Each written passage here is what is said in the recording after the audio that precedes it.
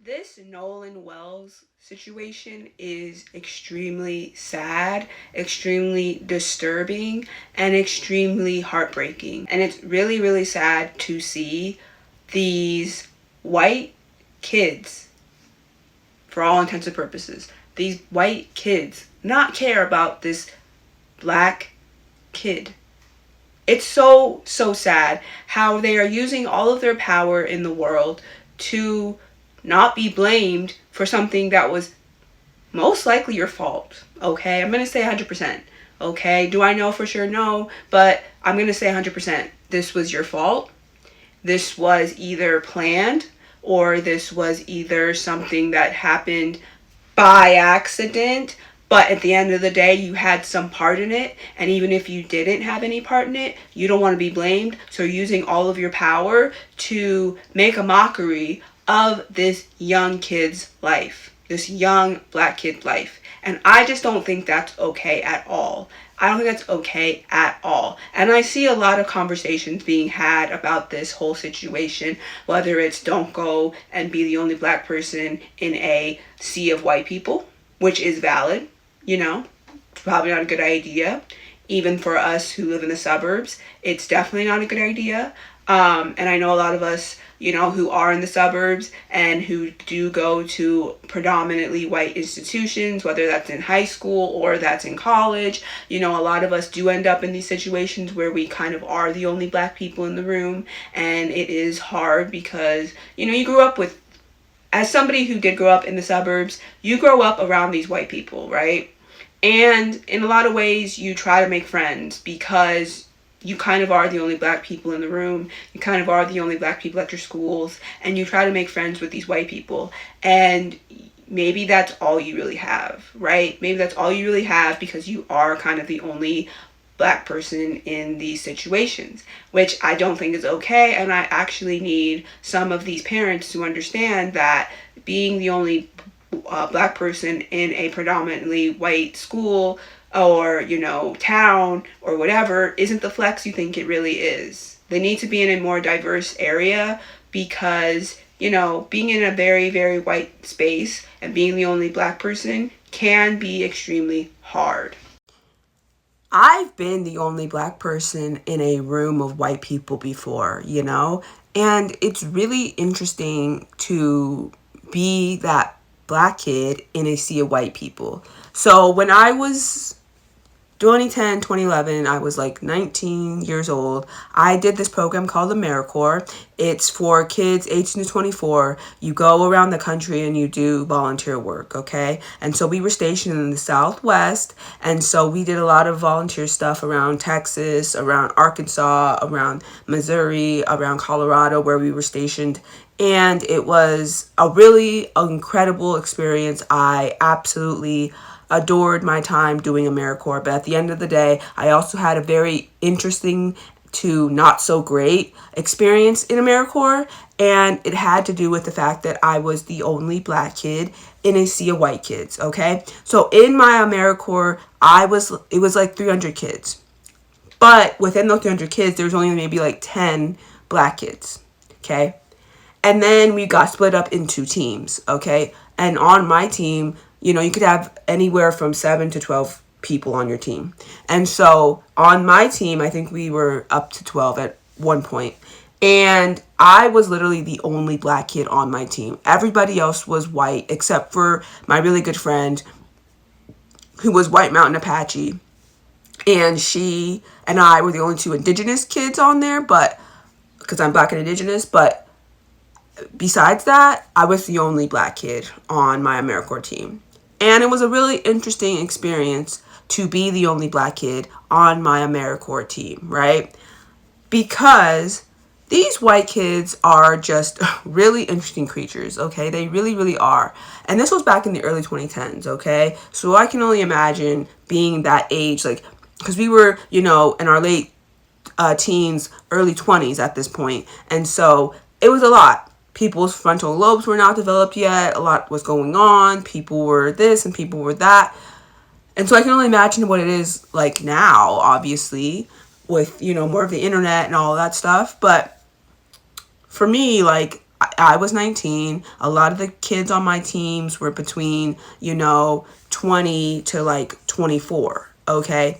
And a lot of them were, I don't want to say that they were terrible people, but at the end of the day, they just talked out of their mouth and said anything around me. And it was interesting, okay? Whether it was the stereotypical stuff because I'm light-skinned and I don't act stereotypically black, I'm not like other black people, right? I got that one. I got the, of course, basketball comment. Oh, you're black, so of course you should know basketball or want to play basketball or whatever, right?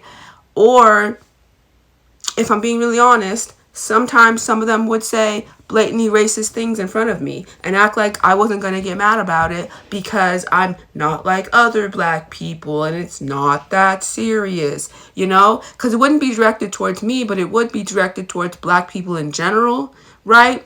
And I would just be like, okay. And, this is to my own fault and I know this already, but, sometimes I would just sit there and take it just because I didn't want to ruffle feathers.